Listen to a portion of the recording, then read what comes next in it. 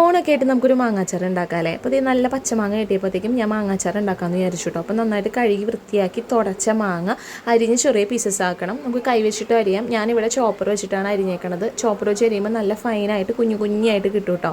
അപ്പോൾ അങ്ങനെ അരിഞ്ഞ് വെച്ച മാങ്ങയിലേക്ക് നമുക്ക് ആവശ്യത്തിനുള്ള ഉപ്പും അതുപോലെ തന്നെ കുറച്ച് വിനാഗിരിയും കൂടി ഒഴിച്ചിട്ട് ഓവർനൈറ്റ് വെക്കണം. പിറ്റേ ദിവസമാണ് നമ്മൾ അച്ചാർ ഇടുന്നത് കേട്ടോ.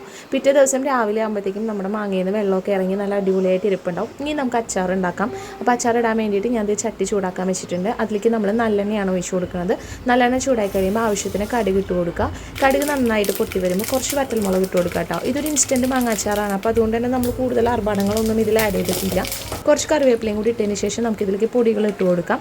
ഞാനിവിടെ കാശ്മീരി മുളക് പൊടിയും സാദാ മുളക് പൊടിയും മഞ്ഞപ്പൊടിയും അതുപോലെ തന്നെ ഉലുവാപ്പൊടി ഇട്ടിട്ടുണ്ട്. എന്നിട്ട് നന്നായിട്ട് ഇതിനൊന്ന് മൂപ്പിക്കുക. അത് കഴിഞ്ഞിട്ട് നമുക്ക് മാങ്ങാച്ചാറിൽ ചാറ് കൂടുതൽ വേണമെന്നുണ്ടെങ്കിൽ ഒരു ഗ്ലാസ് വെള്ളം ഒഴിച്ചു കൊടുക്കുക. കുറച്ച് കായത്തിൻ്റെ പൊടിയും കൂടി ഇട്ടിട്ട് ഈ വെള്ളം നന്നായിട്ട് നമ്മൾ തിളപ്പിക്കണം. എന്നിട്ട് നമുക്കിതിലേക്ക് ആവശ്യത്തിന് വിനാഗിരിയും കൂടി ഒഴിച്ചു കൊടുക്കുക. എന്നിട്ട് അത് നന്നായിട്ട് തിളച്ച് കഴിയുമ്പോൾ നമ്മൾ എടുത്ത് വെച്ചിട്ടുള്ള മാങ്ങ അതിലേക്ക് തട്ടി കൊടുക്കുക. എന്നിട്ട് നന്നായിട്ട് മിക്സ് ചെയ്യുക. ഉപ്പൊക്കെ നോക്കുക. ഉപ്പോ പുളിയോ എന്തെങ്കിലുമൊക്കെ ആവശ്യമുണ്ടോ എന്ന് നോക്കുക. അപ്പോൾ നമ്മുടെ മാങ്ങാച്ചാറ് ഇവിടെ റെഡി ആയിട്ടുണ്ട്. നല്ല ടേസ്റ്റുള്ള അച്ചാറാണ്. അപ്പോൾ എല്ലാവരും ഒന്ന് ട്രൈ ചെയ്ത് നോക്കാം. ബൈ.